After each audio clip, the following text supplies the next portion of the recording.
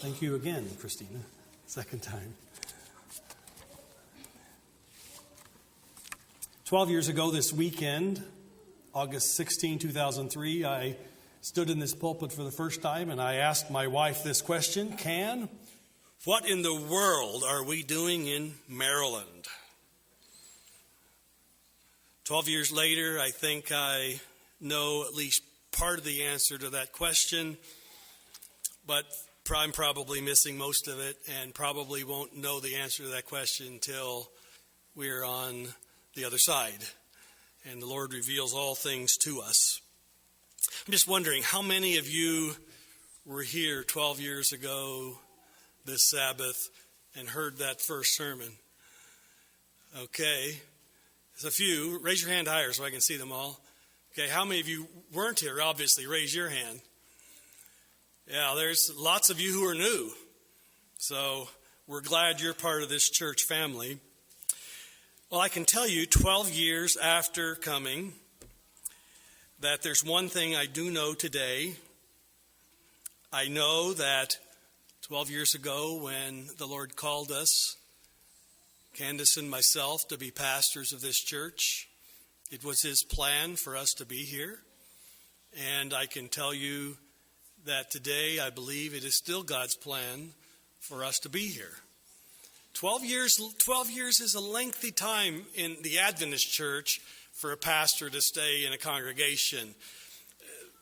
It used to be, when I first started ministry, the average length of tenure for a pastor was about 3 years. Now, happily, we've gotten beyond that, and it's not like that anymore. But 12 years is still on the long side.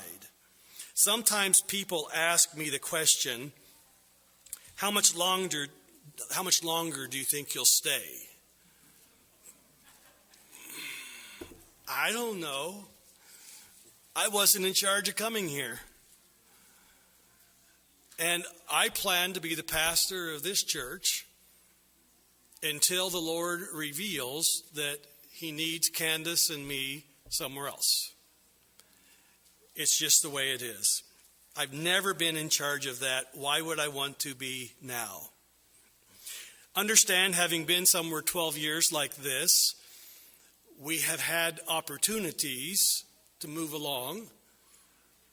People call and say, "Are you interested in?" through the years, and we either say, "Yes, we're interested," or "No, we're not interested." I have a policy that I don't say yes to anything for at least 5 or 6 years. Well, we passed that a long time ago. And even within the last year, there have been a few inquiries. But at this point in time, I know one thing, that I'm a pastor of this church, and I have no plans to leave, and you have to put up with me a little bit longer. And I thank you that you have allowed Candace and me to be your pastors now for 12 years. I've never stayed this long in a church. Up to this point in time, it was 10 years at the Hill Church in Mount Vernon. It's funny, a few years ago when I decided it was time to leave Mount Vernon, I actually sought a call to leave there. And I put together my resume, and my resume was very short. Because once I started going to where I wanted to go, I pastored 8 years one place and 10 years another place, and it didn't look like I had much experience, but it was a long-term experience, not a long number of churches that I'd pastored. And so I thank you for being our home church family now for 12 years. And because of our anniversary coming up, and because of the seminar, that convention that Candace and I attended down in Austin, Texas, I've been reflecting a lot on our call to ministry and upon what it means to pastor and to be a preacher. I remember a few years ago, we were traveling on vacation, and we went to a church to visit on a Sabbath morning, and it was my wife, myself, our 2 children, Nathan and Allison. We were dressed like representatives, Seventh-day Adventists visiting a church from out of town. And I never tell, when I go visiting another church, I never tell them that I'm a pastor. The reason is twofold. Number one, I'm on vacation, as a matter of fact. No, I don't want to get up and have the prayer. But the second reason is because if they don't know you're a pastor, they treat you like they treat real visitors. If I let them know I'm a pastor, usually they treat me better.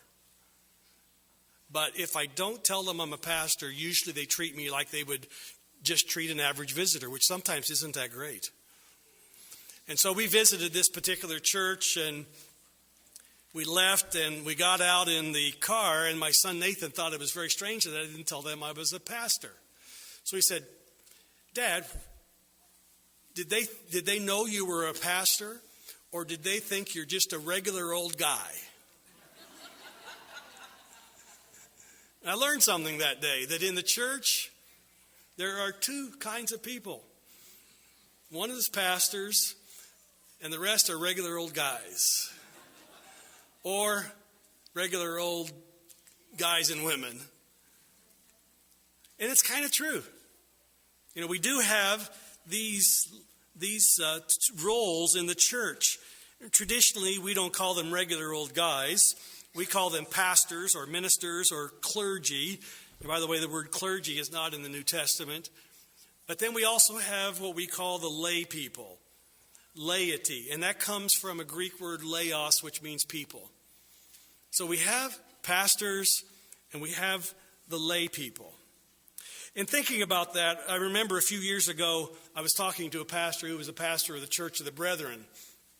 And he said to me, we were at a meeting together, and he said to me something like, I was just talking about his church, and he said, "Well, we've done away with the laity." And I thought to myself, well, I know a little bit something about the Brethren Church. I know they don't have paid clergy. So I said, "Don't you mean you've done away with the ministers?" To which he replied, "No, we've done away with the laity because we believe that everyone is a minister."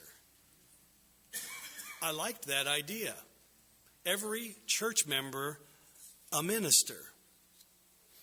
Which led me to think about how we do church sometimes. And perhaps we need to understand more as a church family that everyone is a minister. And I think probably in Seventh-day Adventism, we have this division between ministers and church members. And kind of like a hierarchical system where ministers are up here and the lay people are below the minister in authority and all kinds of things. And it led me to come up with a title of this sermon, if you notice. Minister is not a noun. Minister is a verb. Because if it's a noun, it refers to me. But in actual fact, I like what the Church of the Brethren pastor said. All of us are ministers. Now, he was referring to this text that we read in the scripture reading, 1 Peter 2, 9 and 10.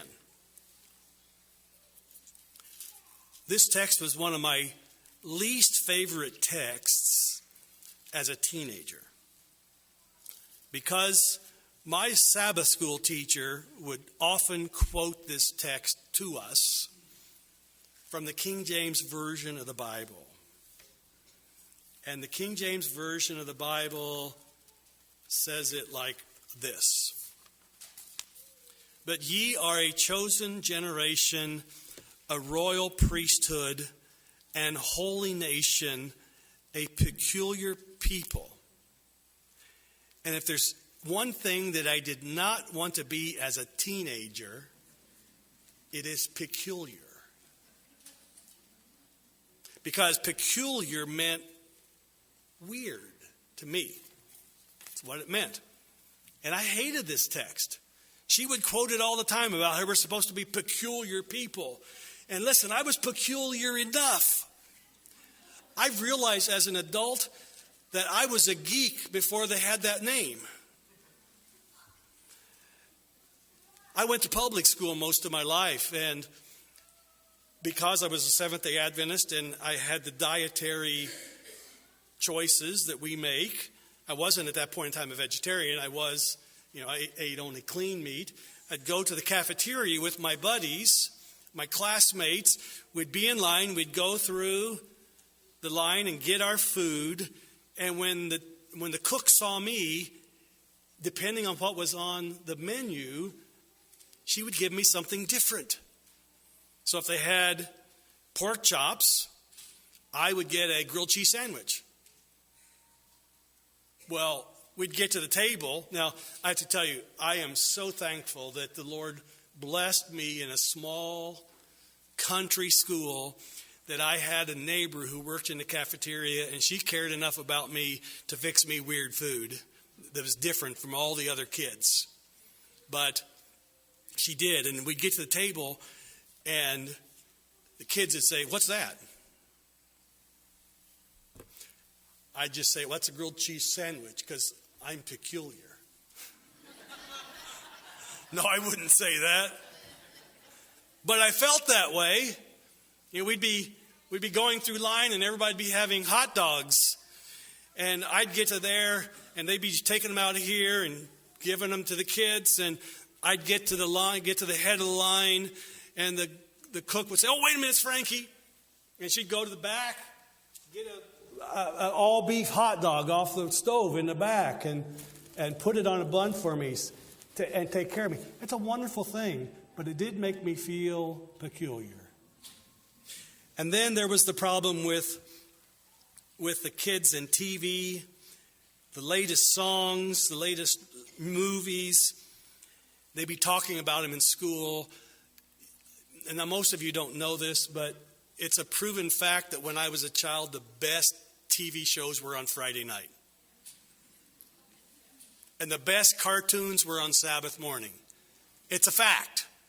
And they'd be talking about all these TV shows from Friday night and cartoons from Sabbath morning. And, I don't have well, it's because I was peculiar, right? And if there's one thing I did not want to be, was peculiar. But fortunately, that word peculiar meant something different in 17th century English than it does today. And I love this text when you read it from modern translations. I'm reading from the English Standard Version, and it says, "But you are a chosen race, a royal priesthood, a holy nation, a people for his own possession." That's a beautiful phrase. We are God's own possession. That's how much he loves us. He wants to be our God. He wants to own us. We're treasured by him. I love this translation, this idea. But to be honest, sometimes I do wonder if Seventh-day Adventists haven't gotten out of being peculiar as being different. And I wonder today if maybe Seventh-day Adventists shouldn't act just a little bit more different than the culture around us than we currently are. Think about that. I want you to notice what else it says about Christians. It says we're God's own possession, but look at the start of the verse. Verse 9, but you are a chosen race. Now, if I had to ask you from the Bible, who are God's chosen people, most of you would answer the Jews. That's not what this text says. This text says that you are God's chosen people. We as Christians are God's chosen people. The Jews were once God's chosen people, but they rejected Jesus. They are no longer God's chosen people. We are God's chosen people. Paul talks about this in Galatians 3. If you want to understand the theology of how we become God's chosen people, Galatians chapter 3, verses 27 through 29. Paul says, "For as many of you as were baptized into Christ have put on Christ. There is neither Jew nor Greek. There is neither slave nor free. There is no male or female, for you all are one in Christ Jesus." And then especially notice verse 29. "And if you are Christ's, then you are Abraham's offspring and heirs according to the promise." You see, the promises that God gave to Abraham, which he was planning to be fulfilled in the Jewish nation, are now being fulfilled in us as Christians. And so we are the chosen people. I don't say that with arrogance. I don't say that to put the Jews down. I simply say that if you belong to Christ, you are Abraham's seed and heirs according to all the promises. Well, that's a very important principle, because there are some theologies around that don't understand that now Christians are God's chosen people. There are some theologies around that believe that the Jews are still God's chosen people. If any of you have ever heard of a TV preacher named John Hagee, this is one of the linchpins of his theology. You know, the linchpin of his theology is that the Jews are still God's chosen people. So what's going to happen? God is going to have the secret rapture. He's going to take all the Christians who love him away to heaven. And then there's going to be 7 years on this earth. And during the 7 years, the Jewish nation, many of them will be converted, because God has to get the Christians out of the way so he can go back and fulfill his promise to the Jewish nation. That's not the purpose. God is going to fulfill the promises he made to the Jewish nation through us, as those of us who love Christ. And so it says, we are a chosen race. And then it continues on, back in 1 Peter, it says, we are a royal priesthood. This is a phrase from which we get what Martin Luther taught, the priesthood of all believers. Now, in the Old Testament, by the way, the priesthood of all believers was a doctrine that got Martin Luther in as much trouble as anything did. Because when Martin Luther said he believed in the priesthood of all believers, this is heresy, because that suggests that every person can read the Bible for themselves. And the Roman Catholic Church said, no way. The priests are the ones who read the Bible. The lay people are the ones who listen to the priests read the Bible. The lay people have no business reading the Bible. They'll just muck the whole thing up. And so when Martin Luther started preaching the priesthood of all believers, it's one of those things they wanted to kill him for. But he gets the idea from this text. We are all a priesthood of believers. Now, most of the early Christians were Jews, and so they understood the meaning of the priesthood. The priesthood was that which represented them as a nation to God. Now, there's been a lot of discussion recently about the model of the Old Testament priesthood. And there's been a lot of discussion about how it relates to the New Testament and how it relates to our ministry. And I think much of what's been said has been wrong. I will tell you that, and this is as blunt as I can be, the Old Testament model of the priesthood is irrelevant to New Testament believers and ministry. That's a pretty bold statement. Now, we should understand the Old Testament priesthood because it reveals to us wonderful mysteries about what Jesus did and what he's doing in heaven today. But the model of Old Testament priesthood is irrelevant to New Testament Christians. Now, why do I say that? Because New Testament ministry is not based upon the priesthood. This text says we are all priests. To be an Old Testament priest, 3 things were necessary, amongst others probably, but 3 things were necessary. Had to be pure Jewish blood. Had to be a member of the tribe of Levi. 3, had to be a male. I only qualify on 1. So I couldn't be a priest. And furthermore, in the New Testament, it teaches that we are all priests. The purpose of the priest in the Old Testament was to approach God with a sacrifice. The priest was the go-between between the sinner and the holy God. And so when a person sinned, they would bring their sacrifice to the temple. The closest they could get to the temple or the sanctuary was the altar of burnt offering, where they sacrificed the animals. That's the closest they could get. Only the priest could go into the sanctuary. Only the high priest could go into the very presence of God in the most holy place. So the priest was necessary as a go-between between the sinner and God. And so they would bring the sacrifices. The priest would kill the sacrifice.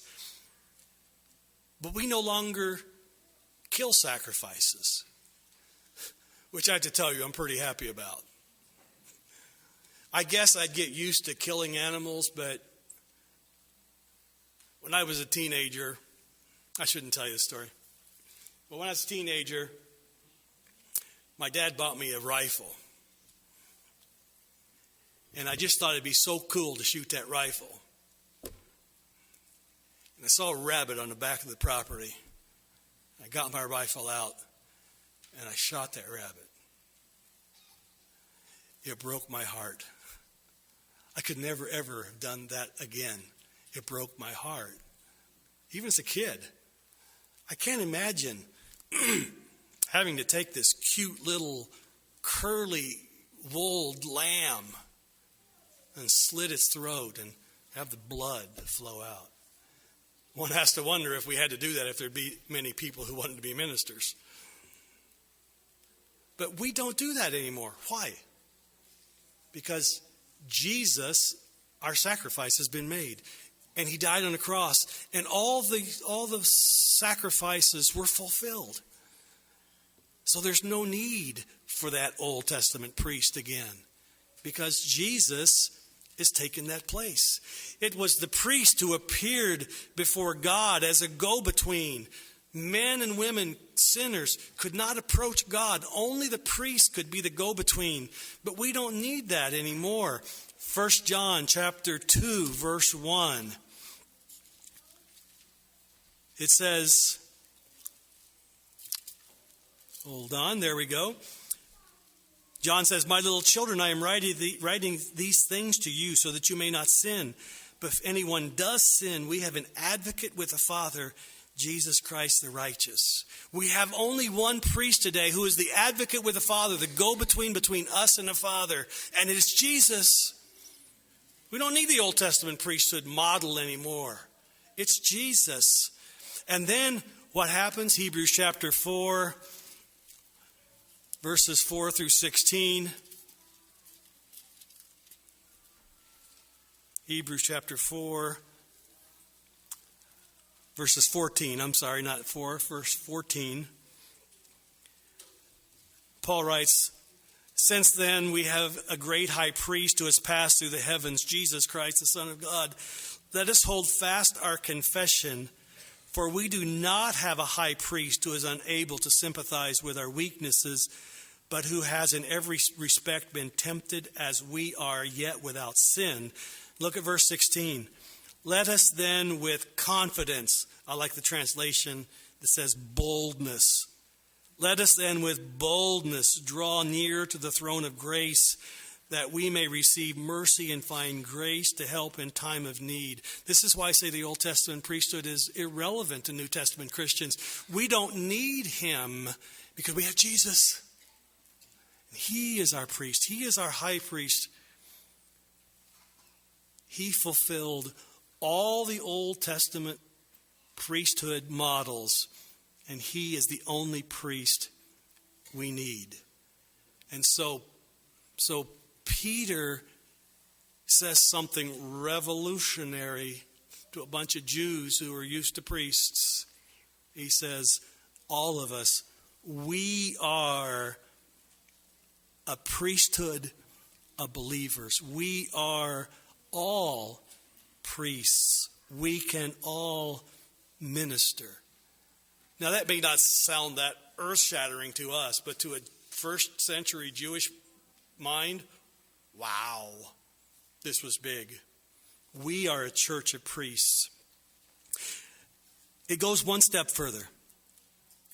It says we are a royal priesthood, a holy nation. Now, oftentimes when we think about being holy, people think about behavior. We act holy. But that's not necessarily true in this context. When God makes something holy, like he made the Sabbath day holy in Genesis 2. When God makes something holy, what it has to do with God setting something apart for a special purpose.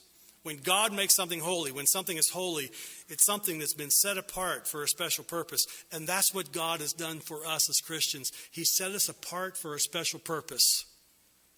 And what is that special purpose? What is his holy purpose?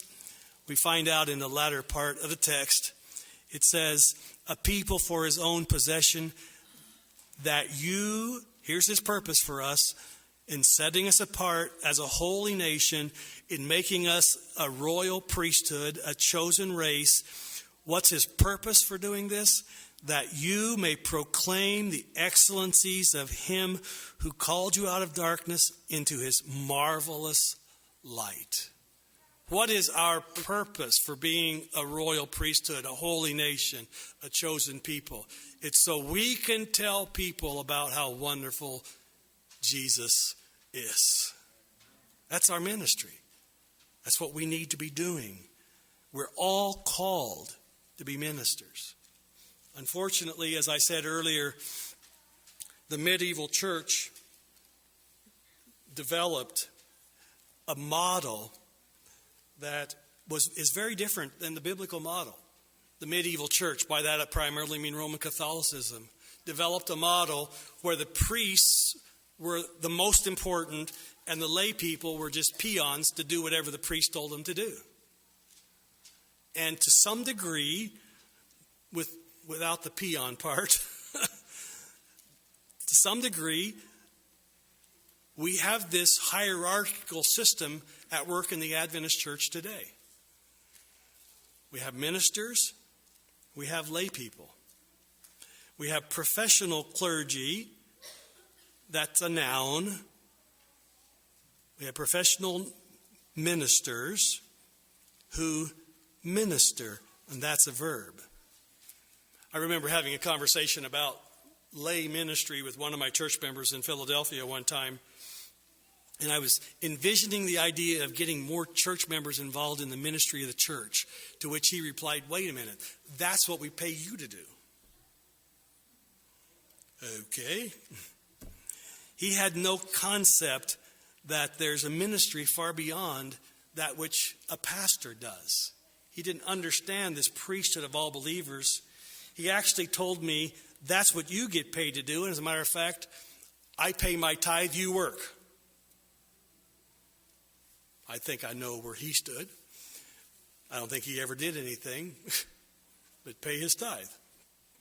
But this is not what Peter says. It says, no, we are all ministers. We are a priesthood of believers. Now, there does need to be someone to give leadership and organization to the ministers. And I'm including you. And there needs to be someone who gives leadership and organization to that. And that's what I should be doing. Now, I know I lose vision of this sometimes, and I confess to you sometimes that I work under the attitude that it's easier to do it yourself than it is to ask somebody else to do it. But that's my error. Because how exciting would it be if there weren't just one minister in this church, but there were 300 ministers in this church? How exciting would that be? Ephesians chapter 4 talks about my role. It's not the role I always function under, unfortunately, and I confess that to you. Ephesians chapter 4, verses 11 through 13. Paul's talking about spiritual gifts. It says, and he gave the apostles, the prophets, the evangelists, the shepherds, and teachers to, and then he talks about what these spiritual gifts were given into the church to do. And as I look at this gift list, I have concluded years ago that my primary gift, my primary spiritual gift is as teacher. Shepherding some, but my primary spiritual gift is teacher. And why did God put these gifts into the church? Verse 12. To equip the saints for the work of ministry, for building up the body of Christ until we all attain to the unity of the faith and the knowledge of the Son of God, to mature manhood, to the measure of the stature of the fullness of Christ. What is the purpose of pastors in the church, of shepherds, of teachers? It's to equip the saints, that's you, equip the saints for the work of ministry. All of us are ministers. Ellen White tells a story in the book Gospel Workers. Let me just read it to you. She says, she tells this story. The owner of a large mill once found his superintendent in a wheel pit making some simple repairs, while a half dozen workmen in that line were standing by idly looking on. The proprietor, after learning the facts so as to be sure that no injustice was done, called the foreman to his office and handed him his discharge with full pay. In other words, he fired him. In surprise, the foreman asked for an explanation. It was given in these words: I employed you to keep 6 men at work. I found the 6th idle, and you doing the work of but one. Your work could have been done just as well by any one of the 6. I cannot afford to pay the wages of 7 for you to teach the 6 how to be idle. And then before that, she actually applies this to pastors. She says this: in some respects, the pastor occupies a position similar to that of the foreman of a gang of laboring men or the captain of a ship's crew. They are expected, pastors, me, they are expected to see that the men over whom they are set do the work assigned to them correctly and promptly, and only in case of emergency are they to execute in detail. What's that saying to us? It's saying that we as ministers need to be working together, and the Lord holds me responsible to help oversee that. Does that mean I want to be lazy? No, I'm not a lazy person. But imagine how exciting it would be, as I said earlier, if this church had 200 ministers ministering every day. Now, some of you are saying, okay, Pastor, I'm busy enough. I'm not talking about events. I'm talking about how you live your life. What do you think would happen if you did this? What if every day you prayed a prayer that said, Lord, give me just one person to minister to today? I think he would bring people into our area to minister to. And it may be that it's a person that you notice at the grocery store who's short on some money, and you help pay for the rest of their groceries. It may be a neighbor who's discouraged, and you're talking across the back fence, and you pray with that person. That's ministry. That's ministry. Looking for people who are hurting, in need, co-workers, relatives, neighbors, people who need to know how good Jesus is. And it says our responsibility is to proclaim to them the wonderful things that God has done. That's ministry. It doesn't have to be going out on the street in 100-degree weather and passing out literature. or giving Bible studies, or going up to someone in the street and saying, "Are you saved?" I don't like it when people do that to me. But ministry is much broader than anyone imagined. And so there are many ways that you can minister to people around us. And I'll suggest to you that if you began living your life in this way of ministry, ministering to people, that if people compare you to society around, you will be peculiar. Because that's not the way society treats people. We as Christians should treat people better than the world treats people. And we can do that through ministry. The Williamsport Church is a good church. I might even say it's a great church. We're not a perfect church because you don't have a perfect pastor and you're not perfect church members. But it's a great church. But what if all of us as members also became ministers? Then it would be a really great church. Can it happen? I'm convinced it can. But it's up to you. And it's up to me. There are many opportunities for ministry in this church that many of you might not even know about. Things that we don't get done in this church because of lack of personnel.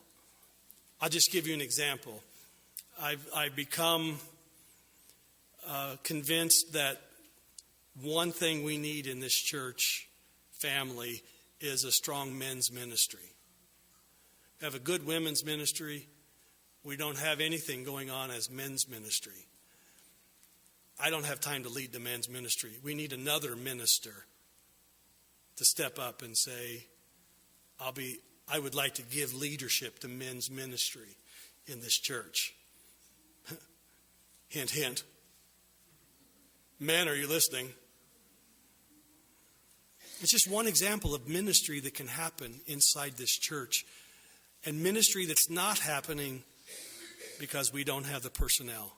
I challenge you to live your life daily as a minister. As I close, I want to just read something I wrote a couple years ago, actually. I updated it for 12 years. It's a poem. It's always dangerous when I write poetry. Usually when I write poetry, my family laughs because it's silly. But this is an attempt to say something serious. This is called 12 years. 12 short years, though sometimes long. Sometimes we're weak and sometimes we're strong. But through it all and all along, we've sought the Lord together. 12 long years, though sometimes faster, I've had this title as your pastor and hoped to lead you to the Master and grow in Christ together. 12 years together, not really so much when you consider our lifetime and such. We long this year to feel his touch as he molds us as one together. How much longer, O Lord, how long? Will we be ready? Will we be strong? My prayer for you, the old and young, that we'll ascend together. 12 years together, the blink of an eye, when we are home up in the sky, we'll sing again, sweet by and by, and live with him forever. As we close